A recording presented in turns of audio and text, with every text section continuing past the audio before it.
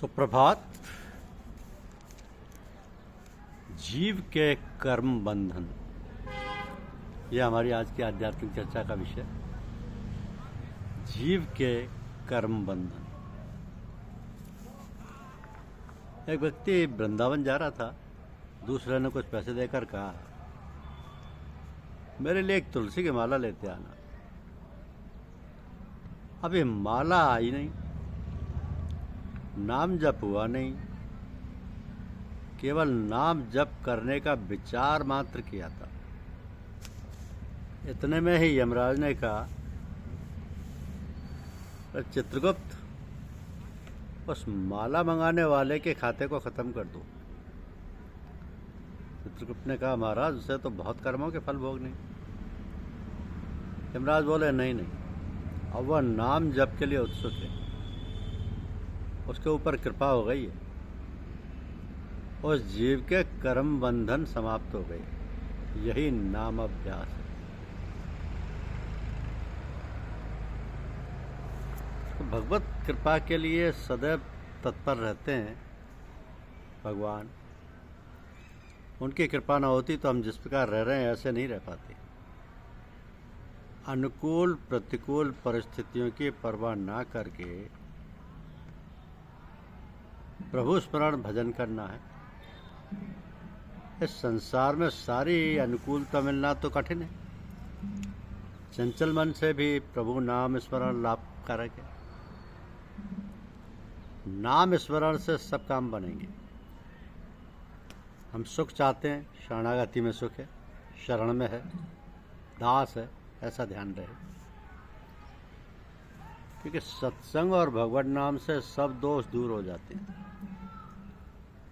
सर्वश्रेष्ठ सुगम और सर्वोत्तम साधन है नाम जप सत्संग। इसमें सभी प्राणियों का अधिकार है। जिह्वा से उच्चारण करते समय यदि कान से उसे सुने तो ध्यान सहित उत्तम जप हो जाता है। ऐसे भक्त को कुंडलनी जागृत करने की चिंता नहीं करनी पड़ती।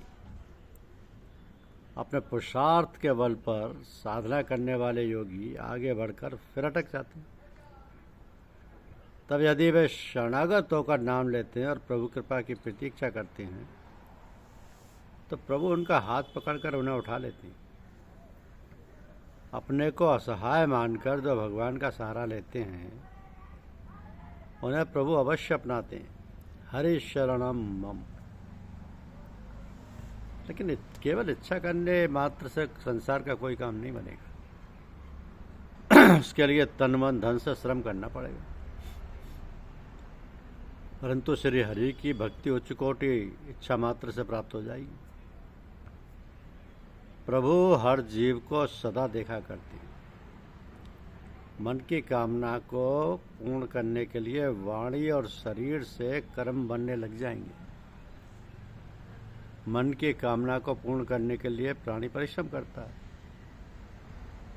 मानसिक परिश्रम श्रेष्ठ है, उसी से प्रभु प्रसन्न होते हैं।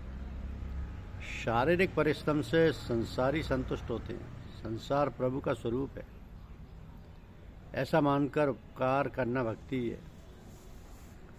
तो अपना स्वार्थ त्याग कर जो कुछ जीवों के भले के लिए किया जाएगा उससे भगवान संतुष्ट होंगे। भगवान के संतुष्ट होने पर सभी देवी देवता प्रसन्न हो जाते हैं। अतः भगवान को प्रसन्न करने के लिए ही ये सब कुछ करना चाहिए। यही शास्त्र का रहस्य है। रा का उच्चारण करने से पाप बाहर निकल जाते हैं। फिर माँ का उच्चारण करने पर कपाट बंद हो जाता है।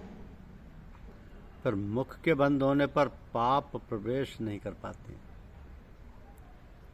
अतः हरे राम ये महामंत्र विधि अवधि जैसे भी जपा जाए कलयुग में विशेष फलप्रद है। तुलसीदास जी कहते हैं कि तुलसी राके कहते ही निकसत पाप बहार, पुण्यावन पावत नहीं, देत मकार की वार।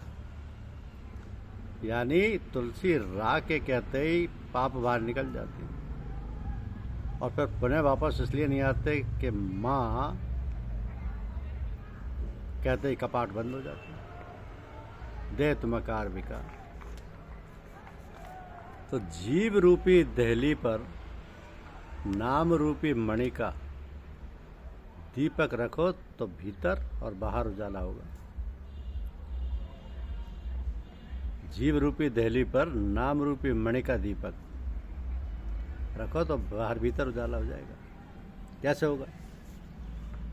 कि राम नाम मणि दीप धर, जीह देहरी द्वार, तुलसी भीतर बारह हो, जो चाह सो जियार। मणि रूपी दीप में तेल बत्ती नहीं चाहिए, पवन उसे बुझा नहीं सकती। नाम रूपी दीप का हृदय में भी प्रकाश हो जाएगा और हृदय का अंधकार दूर हो जाएगा। इसलिए कहते हैं कि भगवान को प्रसन्न करने के लिए यही कुछ करना चाहिए। केवल इच्छा मात्र से कुछ नहीं होता। सत्संग और भगवान नाम से सब दोष दूर हो जाते हैं। सर्वश्रेष्ठ, सुगम और सर्वोत्तम साधन है नाम जप सत्संग। नाम जप सत्संग। धन्यवाद। YouTube चैनल को लाइक और सब्सक्राइब अवश्य कीजिए। शुक्रिया।